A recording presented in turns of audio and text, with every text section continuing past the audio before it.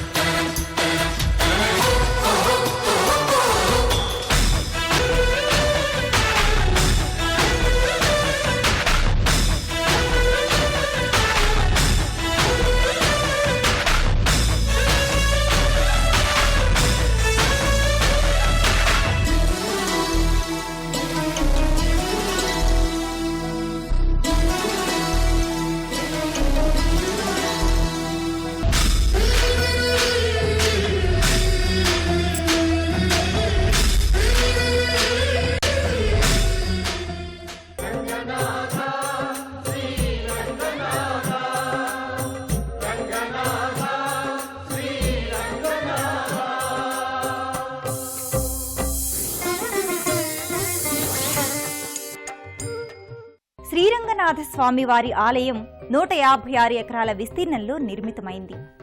7 ప్రాకారాలతో, 22 గోపురాలతో, 9 తీర్థాలతో శ్రీ వైష్ణవ భక్తి తత్వానికి ప్రతీకగా నిలిచింది ఆలయం.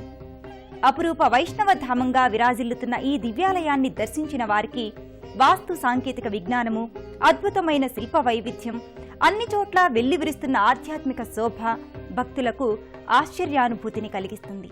దక్షిణ భారతదేశంలోని శ్రీ వైష్ణవ దేవాలయాలలో అగ్రస్థానం వహించిన దివ్యక్షేత్రం శ్రీరంగం. భారతావనిలో 108 దివ్యక్షేత్రాలుగా కీర్తించబడే వైష్ణవాలయాలలో శ్రీరంగానికి విశిష్టమైన ప్రాధాన్యత ఉన్నది. తమిళనాడులో తిరుచికి 7 కిలోమీటర్ల దూరంలో కావేరీ జలప్రవాహంలో ఉన్న ద్వీపమే శ్రీరంగం. శ్రీరంగ దీపానికి ఎగువన కావేరీ నది 2 పాయలుగా చీలి మరల ద్వీపానికి దిగువన ఒకటిగా ప్రవహిస్తోంది. ఈ 2 జలపాయలకు కావేరీ, కొల్లడం అనేవి పేర్లు.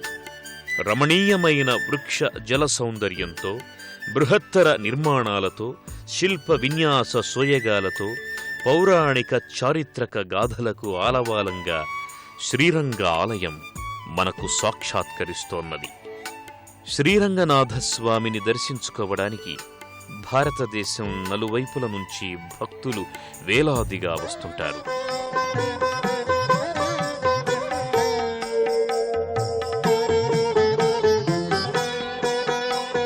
మహిమాన్విత శ్రీరంగ దివ్యక్షేత్రానికి చేరుకున్న భక్తులు ముందుగా ఆలయానికి 1 కిలోమీటర్ దూరంలో ఉన్న పావన కావేరీ నది ఒడ్డుకు చేరుకుంటారు.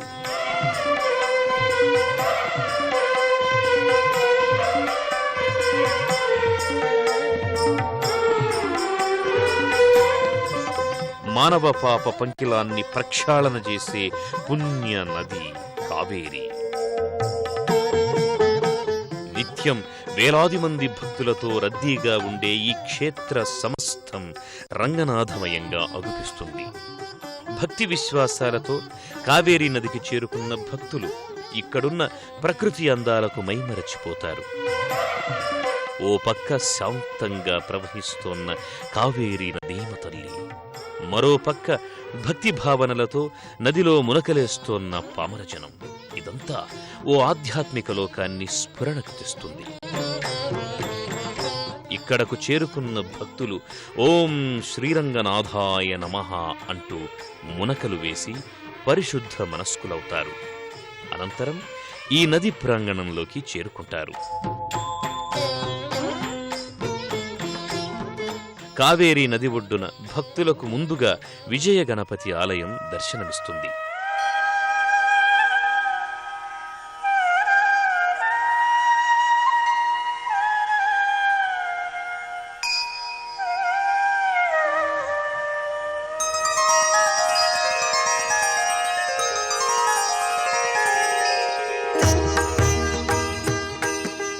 ఈ ఆలయంలోనికి చేరుకున్న భక్తులు శుక్లాం వరధరం విష్ణు శశివర్ణం చతుర్భుజం అంటూ భక్తి శ్రద్ధలతో ప్రణామాలు అర్పిస్తారు.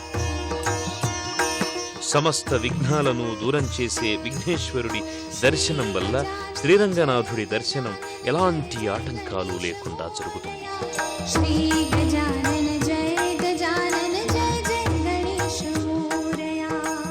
స్వామిని దర్శించుకుని తీర్థప్రసాదాలు స్వీకరించి అనంతరం ఈ ఆలయానికి ఎదురుగా ఉన్న మహాలక్ష్మీ అమ్మవారి ఆలయానికి చేరుకుని అమ్మవారిని మనసా వాచా కొలుస్తారు.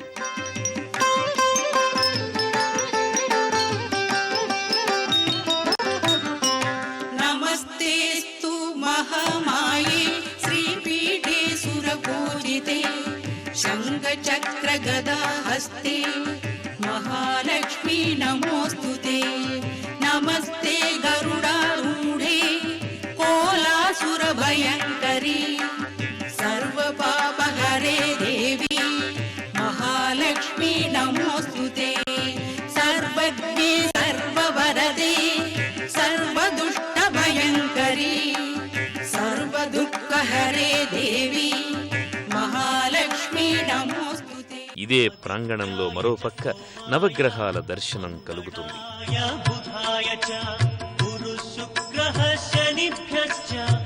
మానవుని జీవన గమనాన్ని నిర్దేశించే నవగ్రహాల దర్శనం సమస్త శుభాలను అందిస్తుందని భావించి ఆయా గ్రహాది దేవతల చుట్టూ ప్రదక్షిణలు చేసి భక్తితో పూజిస్తారు.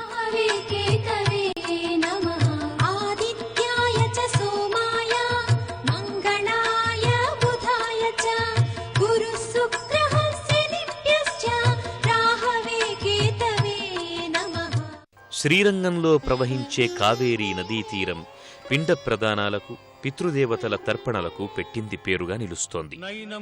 ఇక్కడకు వచ్చిన వేలాది మంది భక్తులు కావేరీ నదీ ఒడ్డున పిండ ప్రదానాలు తర్పణాలు వదిలి తమ తమ పితృదేవతల ఆత్మశాంతికి పూజలు చేస్తారు.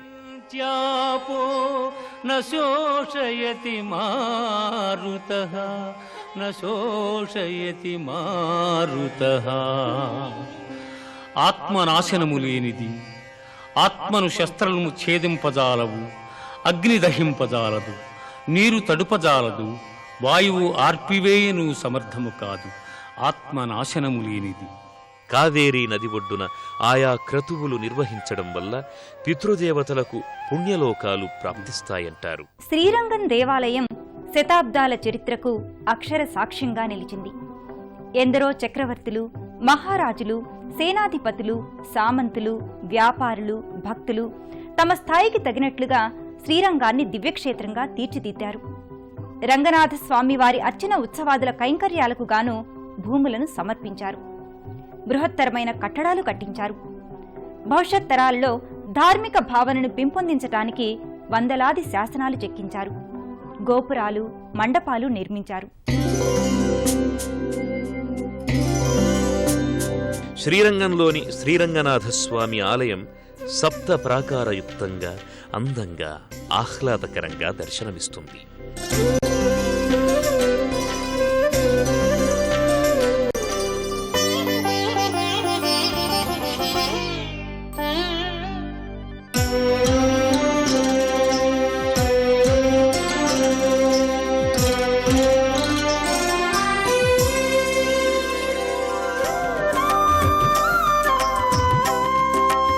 కావేరీ నదీ ఒడ్డున పూజలు నిర్వహించుకున్న భక్తులు అనంతరం స్వామివారికి ప్రీతిపాత్రమైన పూజా ద్రవ్యాలను సేకరించుకుని శ్రీరంగనాథుని ఆలయానికి చేరుకుంటారు. ఆలయాలలో శ్రీరంగ ఆలయానికి ఉన్న విశిష్టత అసామాన్యమైనది. వీటిల్లో మొదటగా భక్తుల నేత్రాలకు గంభీరంగా, సర్వోన్నతంగా కనిపించేది మహాగోపురం. దీనిని ఒకప్పుడు బోడి గోపురం అని పిలిచేవారు. అచ్యుతదేవరాయలు ఈ గోపుర నిర్మాణాన్ని మొదలుపెట్టారు. అయితే ఏ కారణం వల్ల ఇది ఆగిపోయింది. అచ్యుత గోపురం, రాయగోపురం అని కూడా దీనిని పిలుస్తారు. అహోబిల మఠాధిపతి అయిన 44వ శ్రీమద్ అళగియ కొంగర్ జియర్ స్వామివారు దీనిని పూర్తి చేయడం జరిగింది.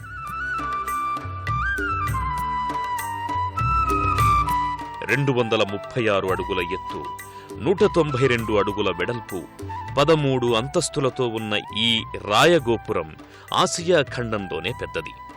చిత్ర విచిత్ర శిల్పాలతో, పౌరాణిక గాథలతో శిల్పకళా సంపదకు కాణాచిగా ఉన్న ఈ గోపురం అత్యద్భుతంగా విరాజిల్లుతోంది.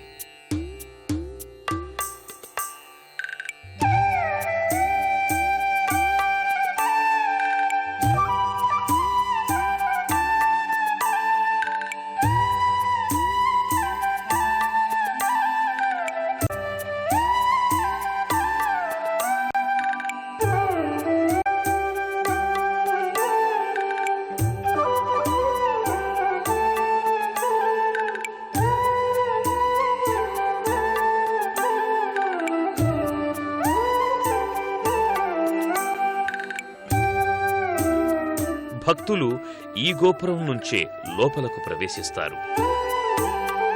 శ్రీరంగనాథస్వామి వారి గర్భాలయం చుట్టూ 7 ప్రాకారాలు వివిధ రాజవంశాల కాలంలో నిర్మించబడ్డాయి. రంగనాథస్వామి వారు శయనించి ఉన్న ఆలయం మొదటి ప్రాకారానికి వైకుంఠ ప్రాకారమని పేరు, 2వ ప్రాకారానికి విరిజావటి, 3వ ప్రాకారానికి అవివాడ తేరు వీధి, 4వ ప్రాకారానికి ఆళ్వార్ తిరుచి, 5వ ప్రాకారానికి ఉత్తర వీధి, 6వ ప్రాకారానికి చిత్రివీధి, 7వ ప్రాకారానికి అడయవళంజన్ అనే పేర్లు సంప్రదాయబద్ధంగా ప్రసిద్ధి పొందాయి.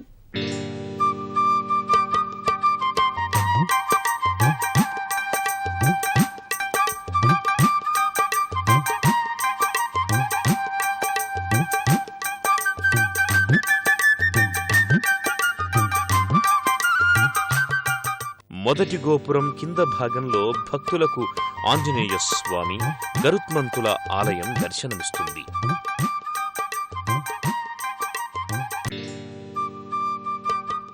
అతి పురాతనమైన దివ్యాలయమిది.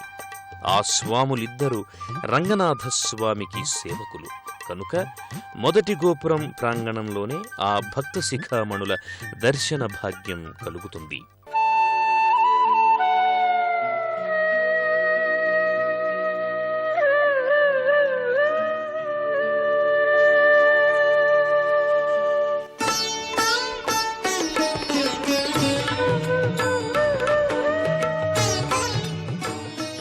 ఆ దేవుళ్లను దర్శించుకున్న భక్తులు వరుసగా గోపురాలను దాటుకుంటూ ప్రధాన ఆలయ గోపుర ప్రాంగణానికి చేరుకుంటారు.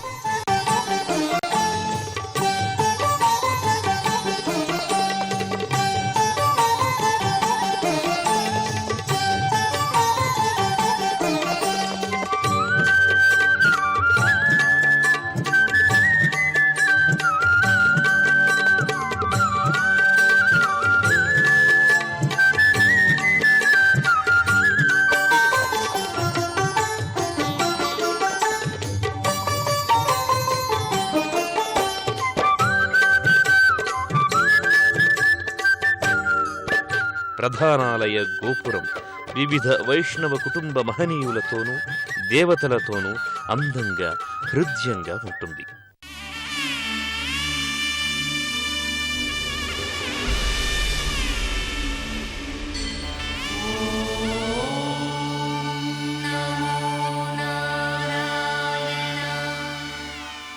శ్రీరంగంలో రంగనాథ స్వామి వేంచేసిన తీరును తెలియచేసే ఒక పౌరాణిక కథ మనకు వినవస్తుంది.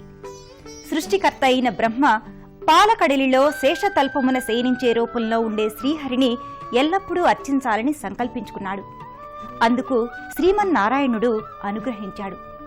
శ్రీరంగమనే విమానంలో శయన రూపంలో దివ్య విగ్రహంగా బ్రహ్మదేవునికి అందివచ్చాడు. బ్రహ్మ భక్తి శ్రద్ధలతో సృష్టిలోనే ప్రథమ విగ్రహ రూపంగా నిలిచిన రంగనాథుణ్ణి పూజిస్తుండేవాడు. అయితే వైవస్వత మనువు యొక్క పుత్రుడైన ఇక్ష్వాక మహారాజు బ్రహ్మను తపస్సు చేత మెప్పించి వరంగా శ్రీరంగ విమానాన్ని పొందాడు. ఆనాటి నుంచి అయోధ్యను పాలించే ప్రభువులంతా శ్రీరంగనాథ స్వామిని తమ ఇంటి దైవంగా భావించి పూజించి తరించారు. భక్త సులభుడైన జానకీ వల్లభుడు తమ గృహదేవతార్చనలో తరతరాలుగా ఉన్న శ్రీరంగనాథుని దివ్య విగ్రహాన్ని విభీషణునికి ప్రసాదించాడు. అయితే మార్గ మధ్యంలో విమానాన్ని కింద పెట్టకూడదని, భూస్పర్శ తగిలితే విమానం కదలదని శ్రీరాముడు విభీషణుని హెచ్చరించాడు. విభీషణుడు సరేనని ఆనందంతో శ్రీరంగ విమానాన్ని చేత ధరించి ఆకాశ మార్గంలో లంకకు పయనించసాగాడు. ప్రస్తుత మార్గంలో కావేరీ నది ఒడ్డున ఉన్న శ్రీరంగ ద్వీప ప్రాంతానికి వచ్చి శ్రీరంగ ద్వీప మనోహర దృశ్యాన్ని చూశాడు. తన మధ్యాహ్న సంధ్యావందన కార్యక్రమాలు పూర్తయ్యే వరకు విమానాన్ని పట్టుకోవడానికి ఎవరైనా ఉంటారేమోనని నలుదిక్కులా చూశాడు. అయితే పావన కావేరీ మధ్యస్థిత ద్వీపమే శ్రీరంగనాథుడికి భక్తులకు యోగ్యమైన దర్శనీయమైన స్థలంగా భావించి దేవతలు తమ కార్య సాఫల్యత కోసం వినాయకుణ్ణి పంపించారు. మాయా వేషధారి అయి బాలుని రూపంలో దగ్గరకు వస్తున్న వినాయకుణ్ణి చూచి సంతసించి తాను వచ్చే వరకు విమానాన్ని చేతిలో పట్టుకోమని నేలమీద పెట్టవద్దని చెప్పి విభీషణుడు సంధ్యావందనానికి ఉపక్రమించాడు. అయితే వినాయకుడు విమానం బరువు మోయలేనట్లుగా నటిస్తూ విభీషణుణ్ణి పిలిచి విమానాన్ని నేల మీద పెట్టేశాడు. ఈ చర్యకు విభీషణుడు వినాయకుడి మీద ఆగ్రహించగా వినాయకుడు పారిపోయాడు. తర్వాత చింతిస్తూ నేలలో కూరుకుపోయిన విమానాన్ని లేవనెత్త ప్రయత్నించి విఫలుడయ్యాడు. నిరాశతో దుఃఖితుడై ఉన్న విభీషణుడితో శ్రీరంగనాథస్వామి, భక్త, నాకు ఈ ప్రదేశం ప్రీతికరంగా ఉంది. భక్తజన రక్షణార్థమై ఇక్కడే ఉంటానని, ఇక్కడ్నుంచే నిన్ను నేను అనుగ్రహిస్తానని పలికాడు. దైవ ఘటనకు తలవంచి విభీషణుడు లంకకు వెళ్లిపోయాడు. పౌరాణిక కథ జరుగుతున్న సమయానికి కావేరీ పరిసర ప్రాంతాలను ధర్మవర్మ అనే రాజు పాలిస్తున్నాడు. జరిగిన విషయాన్ని తెలుసుకొని విభీషణుడి అనుజ్ఞతో శ్రీరంగనాథ స్వామికి అర్చనాది కైంకర్యాలు వైభవంగా జరగడానికి ఏర్పాట్లు చేశాడు. అలాగే మొట్టమొదటిసారిగా స్వామికి బ్రహ్మోత్సవాలను నిర్వహించాడు. విశాలమైన ఈ ప్రాంగణంలో భక్తులకు ముందుగా గరుడ మండపం దర్శనమిస్తుంది.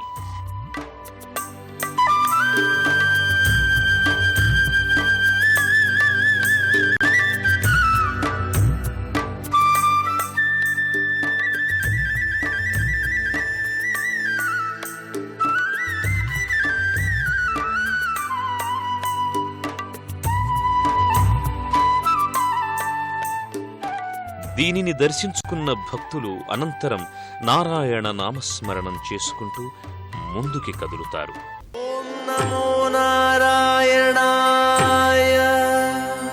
గరుడ మండపానికి ఎదురుగా ఉన్న ముఖమండపానికి చేరుకుంటారు. పదుల కొద్దీ స్తంభాలతో అందంగా ఆహ్లాదకరంగా ఉన్న ఈ మండపం మొదటి భాగంలో భక్తులు రాతి ధ్వజస్తంభాన్ని దర్శించుకుంటారు.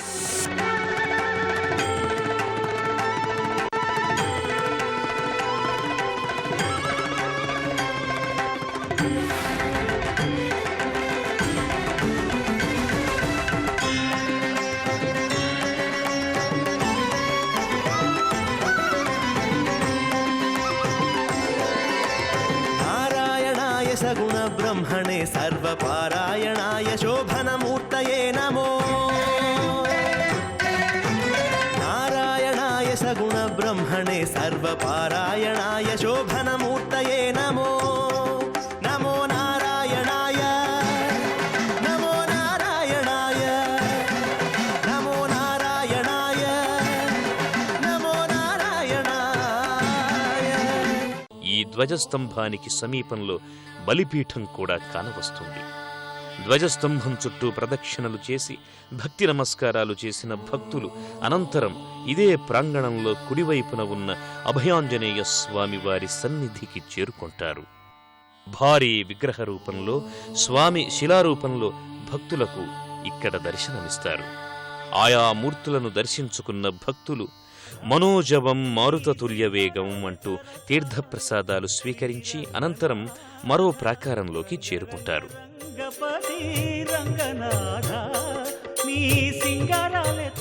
గర్భాలయమంతా నిత్యం వేలాది మంది భక్తులతో రద్దీగా ఉండి వైకుంఠాన్ని తలపిస్తుంది.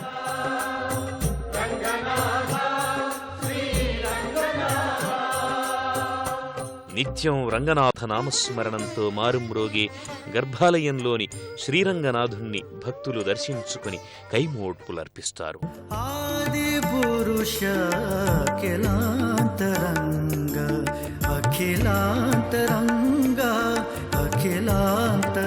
తదనంతరం మరో ప్రాంగణంలో ఉన్న రంగవల్లి అమ్మవారిని కూడా దర్శించుకొని ధరిస్తారు.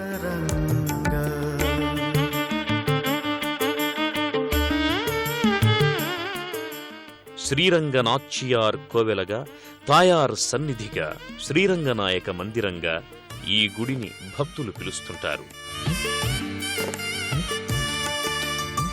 ప్రతి శుక్రవారం నాడు హరిప్రియకు వైభవంగా తిరుమంజనం, మనోహరమైన అలంకారం, విశేష పూజలు జరుగుతాయి. ఈ ఆలయానికి సమీపంలోనే ఆర్త భక్తజన సంరక్షణార్థమై నరసింహస్వామి ఆలయం నిర్మించబడింది. శ్రీరంగంలో నిర్మించబడిన ఉపాలయాలలో చక్రతాళ్వార్ వేంచేసిన ఆలయం భక్తులను ఆకర్షిస్తుంది. ఇక్కడున్న సుదర్శన స్వామి భక్త రక్షకుడు. అయితే ఈ స్వామి వెనుక భాగంలో చతుర్భుజాలతో చక్రాన్ని ధరించిన ఉగ్ర నరసింహస్వామి ఉండడం విశేషం. శ్రీరంగనాథుని ఆలయంలో సంవత్సరంలో 4 బ్రహ్మోత్సవాలు జరుగుతాయి. వీటిలో మకర మాసంలో జరిగే బ్రహ్మోత్సవాలు విశిష్టమైనవి. గజేంద్ర మోక్ష ఉత్సవం, వసంతోత్సవం, తైల సమర్పణోత్సవం, పవిత్రోత్సవం, విజయదశమి ఉత్సవం, ఊంజల్ ఉత్సవం, కర్పూర పడియెత్త సేవా ఉత్సవం, మహినీ ఉత్సవం, తెప్పోత్సవం, ఇలా ఎన్నో ఉత్సవాలు ఇక్కడ ఘనంగా నిర్వహిస్తారు.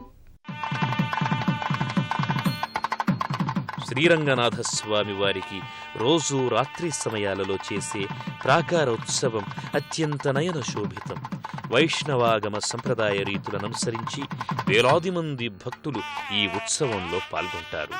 భజనలు, కీర్తనలతో స్వామివారిని కీర్తిస్తూ ప్రాకారం చుట్టూ స్వామివారిని తిప్పుతారు.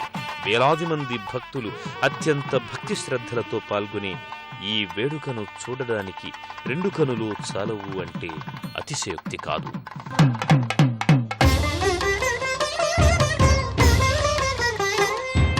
తిరువేధుల మెరసి దేవదేవుడు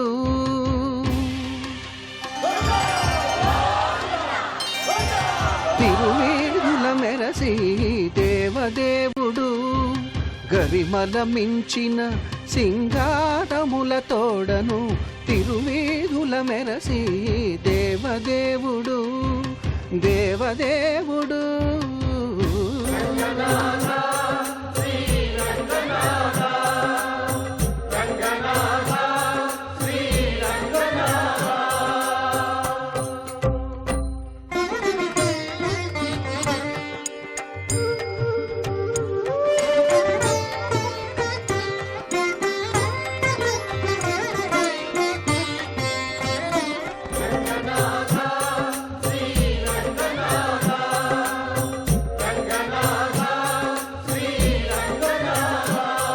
శ్రీవైష్ణవ దివ్యక్షేత్రాలలో మకుటాయమానమైన పుణ్య ప్రదేశం శ్రీరంగ క్షేత్రం. ఆదిమకాలం నుంచి అందివస్తోన్న వైష్ణవ సంబంధిత భావనలకు తొలి సాకార స్వరూపం శ్రీరంగ ఆలయం. శ్రీరంగనాథ నామస్మరణం సర్వ దుష్కర్మ నివారణం, సత్పుణ్యజనకం. అమేయము, అద్వితీయ మహిమాన్వితము అయిన శ్రీరంగ క్షేత్ర ఆలయ దర్శనం మన పూర్వజన్మల సుకృత ఫలం. శ్రీరంగనాథుని లీలా విలాసాలు భక్తకోటికి ఆనందామృత రసస్వరూపాలు. శ్రీరంగనాథ నామస్మరణం సర్వ దుష్కర్మ నివారణం. కావేరీ విరజాసేయం వైకుంఠం రంగమందిరం, సవాసుదేవో రంగేశః ప్రత్యక్షం పరమం పదం. ఆ దేవదేవుని కృపా కటాక్షాలు అందరి మీద వెల్లి విరియాలని కోరుకుంటూ